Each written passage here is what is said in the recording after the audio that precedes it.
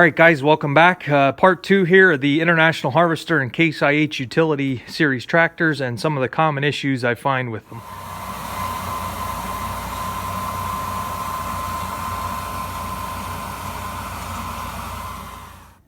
All right, I'm pretty sure I covered this before, but I'll just do a quick rundown once again. I won't spend a lot of time at it. These fuel tanks, we have had to replace some of these fuel tanks in these tractors. For those of you guys that aren't familiar, you have your fender and then you have a fuel tank here on the back. There's two sides to the fuel tank and then it crosses over the center. Basically, this whole back piece is your fuel tank. The majority of them, it's going to hold 20 gallons. But we've had to replace these on occasion because from them being bolted fast to the fenders and rattling through the field, what can happen, it's more so with the roll bar that's going to make it rattle. These bolts start to work on these tanks are like pressed together, they're not welded. Just from moving around so much, they tend to get holes in them, they tend to leak over time. So now it's hit or miss. It all depends on the tractor. It all depends on how much rattling around it's doing. This tractor's fairly old and there's no issues there. So just keep an eye on the fuel tank. Make sure you don't have any leaks. All right, and another thing that tends to get wore, and again, these common issues aren't so much flaws in the design or the building or the materials. These are being used in the field, being worked. Everything is going to have its problems. Everything's going to have its issues over time. This tractor's from the 70s, so sooner or later you're going to have to do stuff like this. But your front axles are going to start to get wore.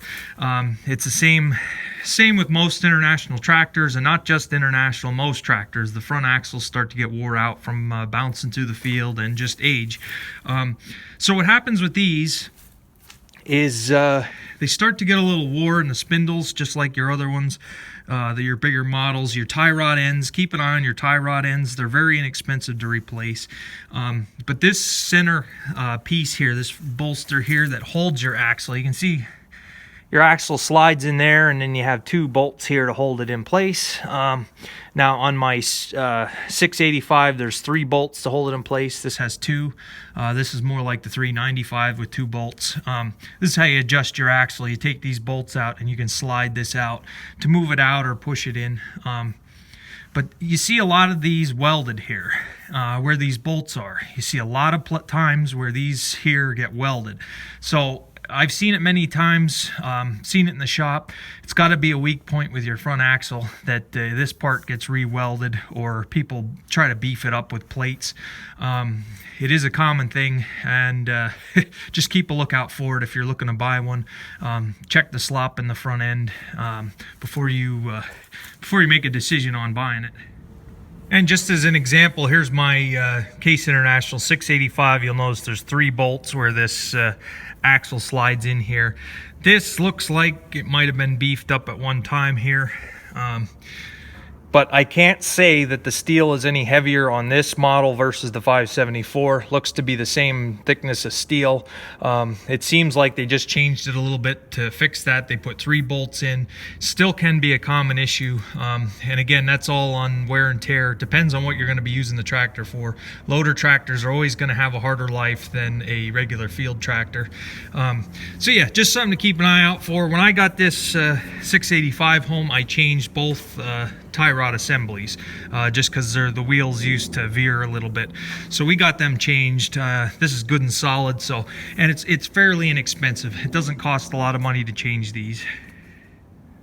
All right, now I'm going to talk about some common leaks that you might have, some common things that might start to leak on these tractors. Now, basically it can leak anywhere because under this center deck plate you have a lot of steel lines running back. All your hydraulic lines are underneath there, and it would pay you to pull this cover off and check to make sure they're not rubbing on anything, because there are unions in there where they're joined together, and then there are ones that go all the way back. And what happens is a lot of times from the vibration, you get those steel lines rubbing against each other, and eventually they wear a hole through. It is a common thing. with these that we had to braze a lot of these lines that were leaking. It is something that can happen. It's something that can happen on any tractor. But again, if you're looking to buy one, your best bet is to pull this cover off. And a lot of guys, what I've seen that they'll do is take some rubber inner tube. They'll try to bend the lines away from each other, wrap a rubber inner tube around where they might touch and zip tie it fast. It'll help keep these lines from starting to leak.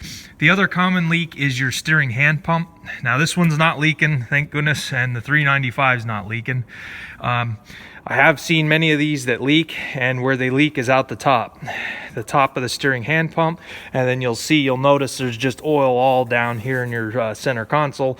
I don't recommend rebuilding those hand pumps because they are so finicky and so fussy. Like I said before, just the heat from your hand is enough to expand the metal that you can't get them back together. Your best bet is to just buy a reman one or a new one if it's leaking real bad. I don't recommend rebuilding it. We've run into it how many times that after we were done rebuilding it, it still leaked anyway. So at least if you buy one that leaks, you can send it back and get another one versus all your time to have to take it all apart again and try again and buy new seals and the whole 9 yards. So the other common leak is your front steering cylinder under here. Now that's hit or miss too. It all depends on what the life the tractor's had. It's not leaking on any of mine here, so that's something going for it. But yeah, that'll be another common spot where it'll leak. So let's see what else we can figure out here. All right, guys, if the camera will focus here, I don't know what's going on.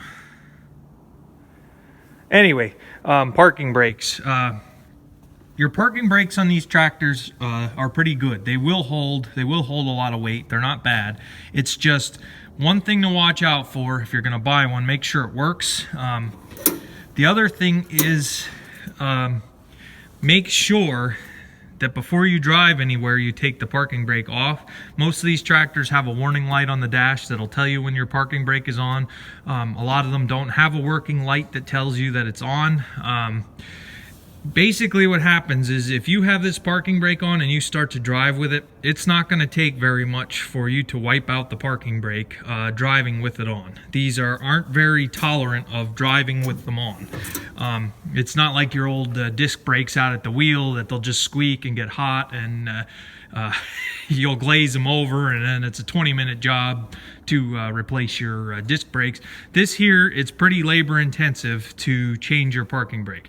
It's not a major, it's not hard to change it, but it is labor intensive because you have to take your seat off, you have to take your fuel tank off. If you have a roll bar, you got to take it off. You have to take all the lines loose on the back, and you basically have to pull the top cover off of your transmission. Once you have your top cover off the transmission, your parking brake band, it's just a band that clamps around a hub in there. You have to replace that, and it's all the way down in the bottom of the transmission. It's not a fun job. It's labor intensive, and for the sake of, if it was up to me, if I would rather spend the time to make sure I have a warning light on the dash, and a lot of guys have even put on their own warning light that it just shines or flashes, something really obvious and annoying that you know that your parking brake is on. If it was up to me to spend the time to get the warning light working versus put a parking brake in, I'd rather spend the time getting the warning light working, just as a reminder, because you don't want to ruin the parking brake because, like I say, it's a very labor intensive job. All right, guys, I'll get into the summary here on these tractors. See what else we can show here. All right, and I don't want the issues with the engine to scare anybody. It's not as common as you think versus how many of these engines are out there. There's a lot of these D239s out there. They're everywhere. So in the years I've been there, other than that antifreeze issue that we had with the O-rings, these have been very good engines. They're very strong engines. They lug pretty well.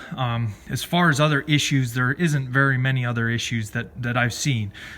These injection pumps are great. We have had very few injection pumps that needed work or service. The fuel system overall is pretty good. You have 2 filters usually to filter your fuel. The injectors have been pretty good for us. Your leak off line, there's a leak off line on every injector that is up under there. That tends to leak over time. That is, they do sell a kit. They make it real easy to replace, but that is a common place for it to leak, is that the injector leak offline. Other than that, I have no complaints about these engines. They are a little hard starting when it's cold out, but other than that, they're pretty well trouble-free. Now, like I said, some of you guys might have had other issues.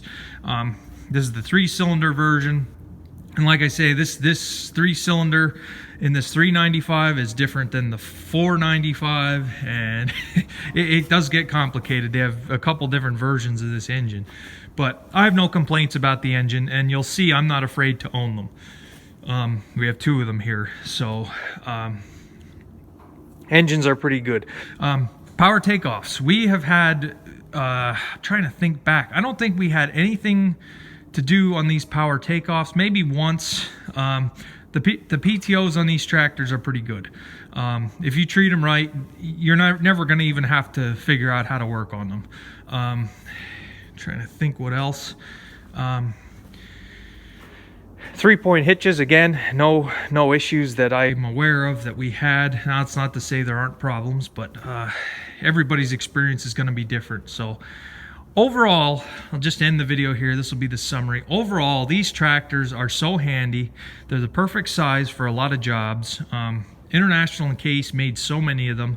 They're on every single farm, whether it's a red one or green one. Utility model tractors are everywhere, and it's just because of the size and how handy they are. They're easy to get on and off of.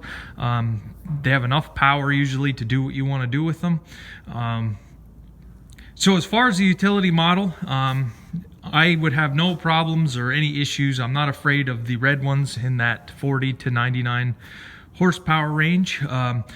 Like I say, they're one of the best sized tractors for your farm. It's just to try to find one used in good shape can be difficult because a lot of them had loaders on them.